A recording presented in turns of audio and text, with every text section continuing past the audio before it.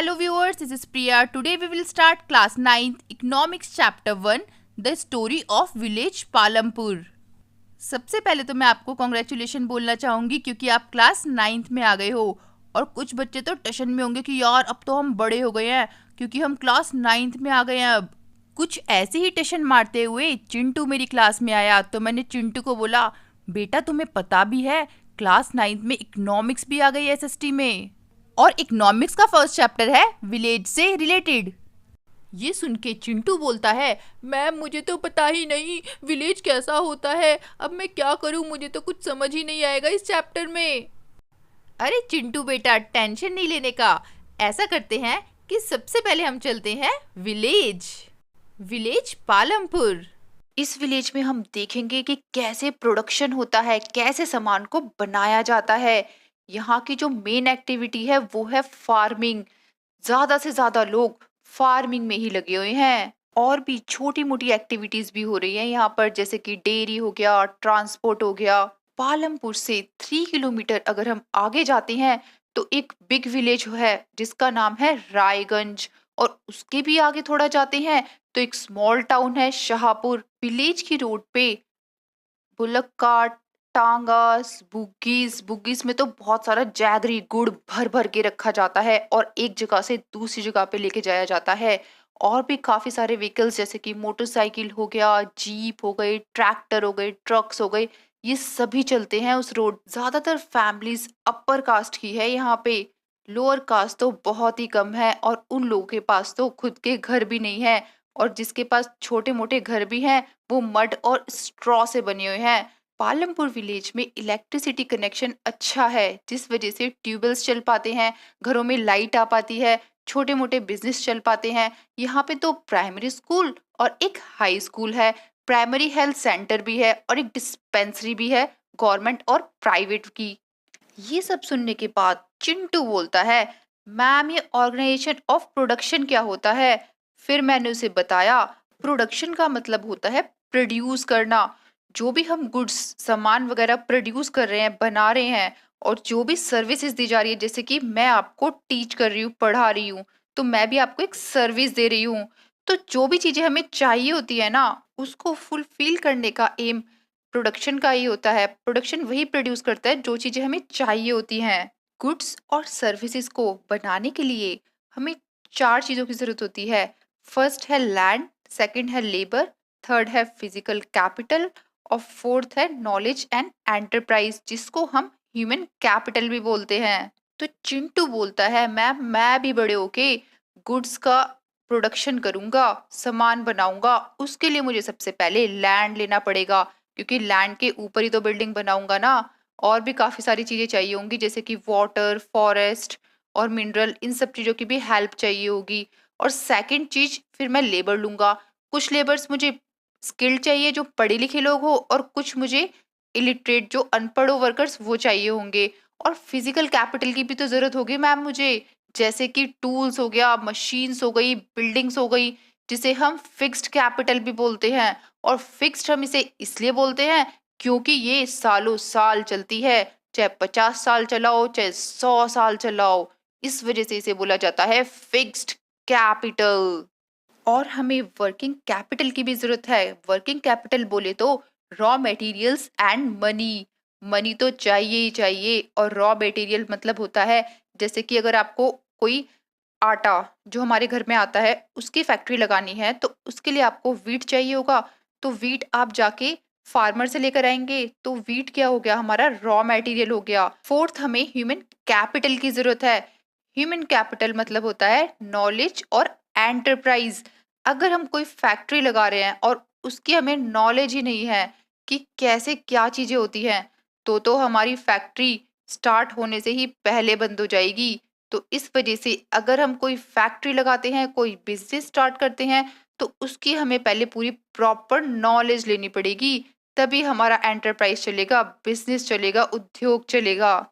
अब चिंटू को समझ आ गया था कि फैक्टर्स ऑफ प्रोडक्शन है लैंड, लेबर, फिजिकल कैपिटल और ह्यूमन कैपिटल। इनके बिना तो कोई प्रोडक्शन हो ही नहीं सकता। चिंटू और भी काफी सारी चीजें नोटिस करता है पालमपुर विलेज में। वो देखता है कि यहाँ पे तो लैंड फिक्स्ड है, ज्यादा लैंड है ही नहीं फार्मिंग के लिए, कल्टीवेशन के लिए, खेती बाड़ी के लिए बहुत ही कम लैंड है। इसी वजह से सेम लैंड पे, एक ही लैंड पे एक से ज्यादा क्रॉप ग्रो की जाती है, क्योंकि यहाँ पे लैंड की शॉर्टेज है। जो भी रेनी सीजन में क्रॉप ग्रो होती है उसे बोलते हैं खारिफ क्रॉप। तो खारिफ क्रॉप जौर और बाजरा है। और अक्टूबर एंड दिसंबर के टाइम पे पोटैटो ग्रो होते हैं यहाँ पर। और जो भी क्रॉप विंटर सीजन में ग्रो होती है उसे हम बोलते हैं राबी क्रॉप। तो वीट जो होता है ना वो विंटर में ग्रो होता है, तो उसे बोलते हैं हम राबी क्रॉप। और शुगर कैन भी ग्रो होती है यहाँ पर। शुगर कैन तो आप पूरे साल में कभी भी ग्रो कर सकते हैं, और ये एक ही बार हार्वेस्ट होती है, एक बार ही काटा जाता है।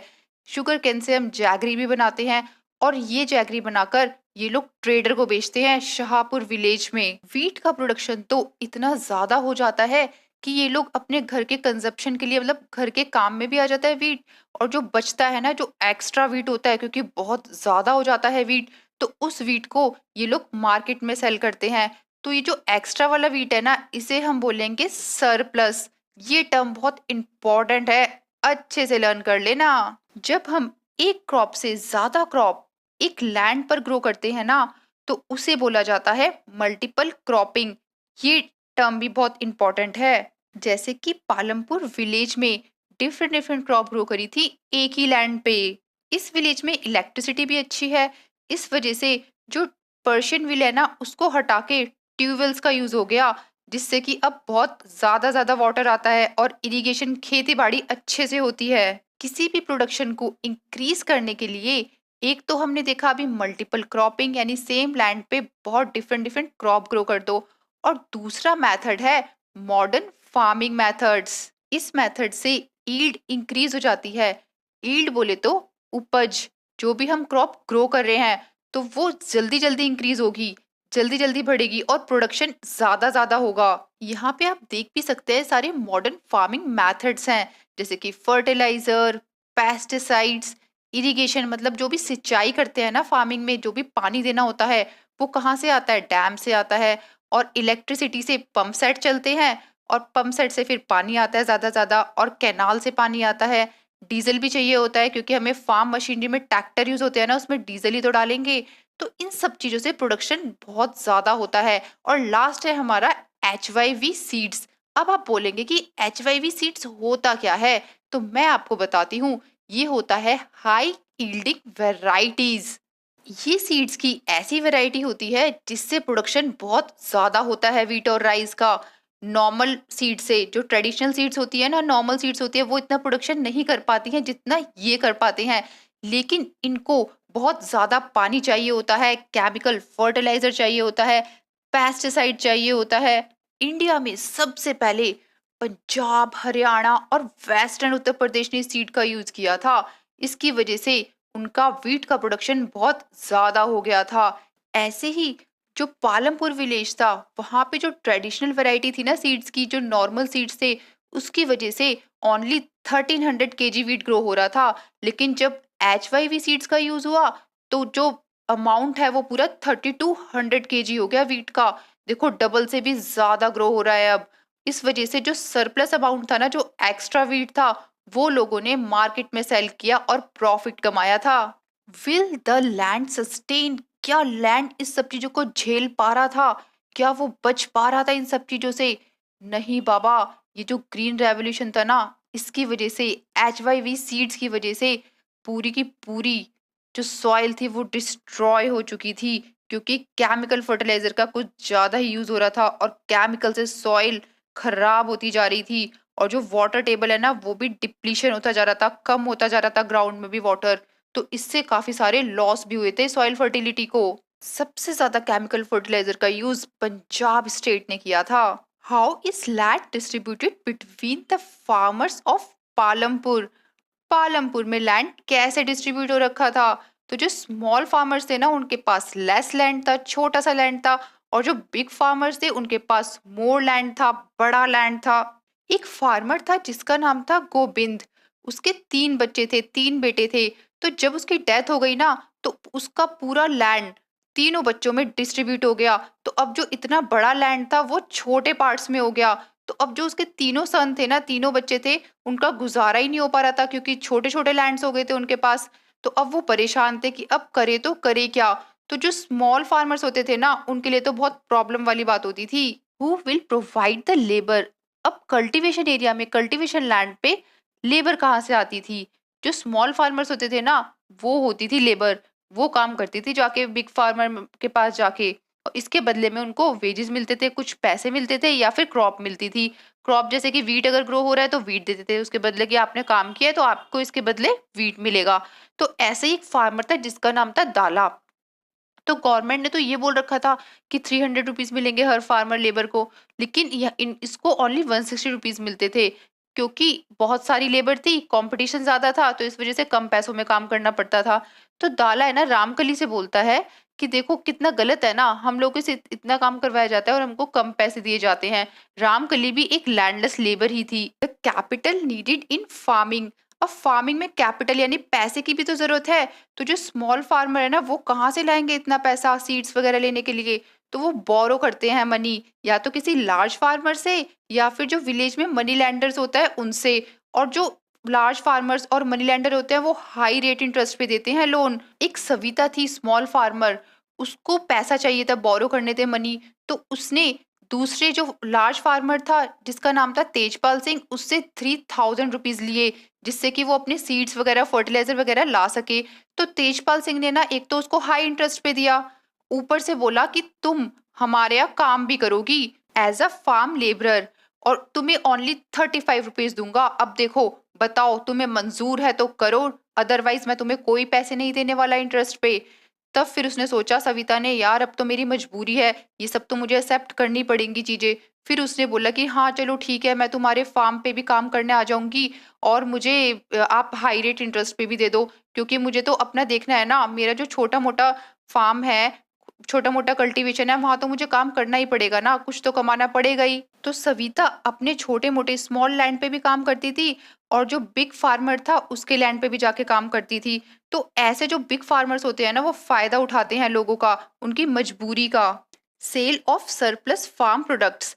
अब जो भी सरप्लस होता है ना फार्म प्रोडक्ट्स का, जैसे वीट है, वो बहुत एक्स्ट्रा एक्स्ट्रा ज्यादा ग्रो हो गया, जैसे कि लार्ज फार्मर था तेजपाल सिंह, उसके यहाँ तो बहुत ज्यादा ही वीट ग्रो हुआ होगा क्योंकि उसका लैंड भी इतना बड़ा था। तो वो उस सरप्लस जो वीट है उसको बेचने के बाद जो पैसा मिलता है ना, उससे वो क्या करता है कि कुछ तो अपने बैंक में सेव कर लेता है, कुछ का वो ट्रैक्टर ले आता है, और कुछ वो लोगों को पैसा उधार पे दे देता है, जैसे इंटरेस्ट पे पैसा दिया था सविता को, इस तरीके से। और जो गोविंद, जो हमने पहले स्टोरी पढ़ी थी, उसके जो बच्चे थे, तो गोविंद के जो बच्चे हैं और जो सविता है, ये तो सारे स्मॉल फार्मर है, इनके पास तो ज्यादा पैसा होगा ही नहीं। तो ये बेचारे बस इतना करते हैं कि यार जो सरप्लस वीट आ रहा है हमारी लैंड से, उससे हम सेविंग कर ले, या जो हमारा कर्ज है, जो इंटरेस्ट पे हमने पैसा लिया हुआ है, वो हम उनको वापस कर दें। तो इनके पास ज्यादा सेव नहीं हो पाता है। पालमपुर विलेज में कुछ नॉन फार्म एक्टिविटीज भी हैं, जैसे कि डेयरी, शॉपकीपर, ट्रांसपोर्ट, इन सब का भी काम होता है। डेयरी में क्या होता है कि जैसे काऊ और बफेलो होती हैं, वो ज्यादा ज्यादा मिल्क देती हैं। तो ज्यादा ज्यादा मिल्क किससे देती है? वो ग्रास और जौ और बाजरा खाने से। तो इस मिल्क को पास का जो विलेज है रायगंज, वहां पे सोल्ड किया जाता है, बेचा जाता था। और एक और जो टाउन था शाहपुर टाउन, वहां पे ट्रेडर्स लेकर जाते हैं मिल्क को और बेचते हैं। मैं आपको एक एग्जांपल देती हूँ स्मॉल स्केल मैन्युफैक्चरिंग का। पालमपुर विलेज में एक विलेजर था जिसका नाम था मिश्री लाल। उसने एक mechanical sugar cane crushing machine purchase की। उससे क्या होता था, शुगर कैन से वो जैगरी बनाता था, और उस जैगरी को ट्रेडर्स लेके जाते थे और मार्केट में बेचते थे। तो इस काम से ना वो थोड़ा बहुत प्रॉफिट कमा लेता था। पालमपुर विलेज में शॉपकीपर्स भी थोड़ा बहुत प्रॉफिट कमाते थे। वो खुद की एक शॉप खोलते थे जिसे हम जनरल स्टोर्स बोलते हैं। उसमें वो rice, wheat, sugar, T, oil, biscuit, soap, toothpaste, ये सब चीजें रखते थे। कुछ लोग इस विलेज में ट्रांसपोर्ट का काम भी करते थे, जैसे कि रिक्शा चलाना या फिर टांगा चलाना। ये थी इस चैप्टर की स्टोरी। अगर आपको ये चैप्टर अच्छे समझ में आए तो मुझे इस एमसीक्यू का आंसर कमेंट सेक्शन में बताइए। And please subscribe my channel and share with your friends. Thank you.